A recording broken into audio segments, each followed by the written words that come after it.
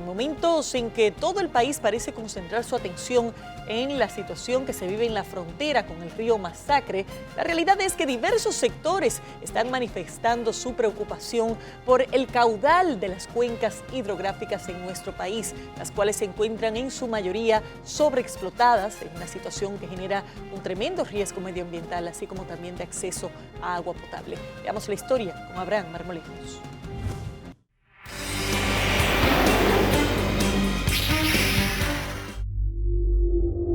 La República Dominicana es un país que alberga una abundante riqueza hidrológica, con ríos, lagos y acuíferos que sustentan la vida de la población y la biodiversidad.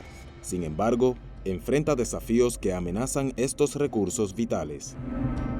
La situación de los ríos en República Dominicana es bastante crítica, sobre todo cuando vemos que el último informe que preparó el Estado Dominicano revelaba que la inmensa mayoría de los bosques de conservación carecían de árboles. Es decir, que nosotros las zonas que deben ser productoras de agua estaban desnudas. Áreas como la Cordillera Central, Cordillera Septentrional, la Sierra de Yamasá y los Haitises son importantes productoras de cuencas en el país. Son zonas que producen agua más que suficiente. Si tuviéramos un manejo racional, tecnificado, inteligente del agua, nosotros fuéramos una potencia agrícola y en producción en todo lo que dependa del agua. No obstante, el ambientalista Luis Carvajal revela que estas áreas han sido muy afectadas por las indiscriminadas actividades humanas. Es cierto que tenemos múltiples cuencas, fundamentalmente la Cordillera Central, nuestra madre de las aguas, pero es una cordillera fuertemente golpeada. La contaminación, la sobreexplotación y deforestación, sumado al cambio climático, son factores negativos para estos recursos tan importantes que crean la necesidad de tomar acciones para preservar nuestra herencia acuática.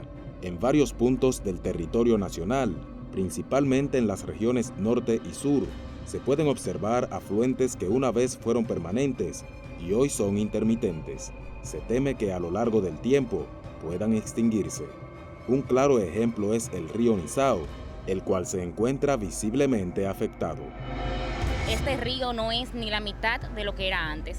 Antes podíamos bañarnos aquí, tanto debajo del puente como en toda esta área donde estamos ahora mismo, era río y está totalmente seco. Este río corría en esto aquí, pero esto antes era un río bonito, limpio. Ese río era grandiosamente fortalecido en abastecimiento de agua. Como se puede palpar, la extracción de materiales en esta área es evidente, incluso a plena luz del día. Mire cómo está todo joyado. Todo eso es hoyo que lo han joyado, ya usted sabe. Ya no hay río. Hace unos años nos lo vienen deforestando. Entonces ahora han venido otra vez y estamos en pie de lucha para ver si se detiene eso, porque ese terreno, el río, es el lugar, es el sitio donde nosotros nos abastecemos del agua. Según expresan los moradores del lugar, a pesar de los esfuerzos por detener estas acciones, las autoridades han abordado la situación con total indiferencia.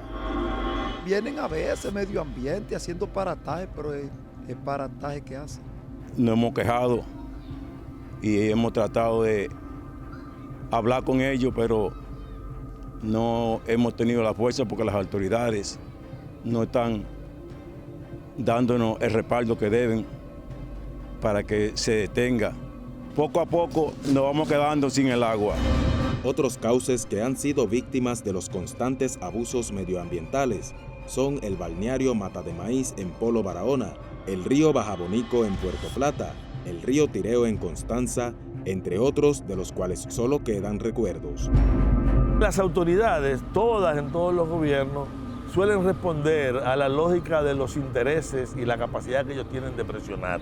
La gente que tiene algún tipo de poder político, económico, social, suele ser un factor de problema. Un empresario rico puede comerse una cuenca en 2 días y las autoridades no actuaron. Además de la extracción de agregados en cuencas medias y bajas, También la tala indiscriminada de los bosques ribereños, deterioro de las cuencas altas por la expansión de la ganadería y la agricultura, afectan cada vez más las fuentes acuíferas del país. Como ocurre en Parque Nacional Sierra de Bauruco, ha ocurrido en el entorno sur de Valle Nuevo, ocurre en los Haitises y en muchas otras áreas de altísima importancia, casi todas protegidas, pero aún así sometidas a grandes presiones. El especialista asegura que también la ausencia de plantas de tratamiento hace que las aguas contaminadas perjudiquen otros afluentes. Menos del 12% del agua total servida en República Dominicana es sometida a tratamiento, y de esta que es tratada la eficiencia también es muy baja, alrededor del 20%. Hay sociedades que disponen de menos agua y tienen un uso más racional, pero constituye una mentira, o sea, una ilusión creer que disponemos de mucha agua. Carvajal manifiesta que hasta el momento las acciones implementadas por las autoridades han sido poco efectivas, debido a que las estrategias no están enfocadas en resolver el problema de raíz. Los gobiernos, por lo general, gastan más en que se conozcan lo que están haciendo que en hacer lo que están haciendo, y sobre todo en hacer lo que tienen que hacer. Pero eso no es una característica solamente de ellos. Por ejemplo, las mineras aquí gastan más en limpiar su imagen que en limpiar el medio ambiente. El gobierno puede gastar, no sé, una cantidad determinada de dinero en una actividad en una cuenca, y la cantidad de anuncios, de avisos que pone, de propaganda, puede representar decenas, a veces centenares de veces el monto invertido en la actividad. Tú gastas 10 pesos en decir que hiciste una cosa, en hacer una cosa, y 1000 en decir que la hiciste. Esa es la realidad, y eso es terrible, porque bajo ese esquema no tendremos recuperación ambiental nunca. Una situación muy preocupante, que si bien en el presente los efectos son aparentemente leves, con el paso del tiempo podría convertirse en una problemática mucho más grave y difícil de revertir, en caso de no actuar a tiempo. La recuperación de ríos es un proceso largo, costoso, lento, que implica la restauración de sus cuencas. Pero es imposible restaurar una cuenca sin ordenar a la sociedad que vive y se aprovecha de esta cuenca. Es una situación que el país vive, que nos está alertando de que puede ser mucho peor. Muchos afluentes reducen sus caudales, otros han desaparecido, mientras que algunos de los que cuentan con abundante agua se encuentran repletos de desechos. Esperemos que las autoridades correspondientes puedan crear e implementar las políticas necesarias para el correcto manejo de los preciados recursos hídricos de nuestro país, de forma que se puedan aprovechar de manera sostenible y así evitar no disponer de estos en el futuro.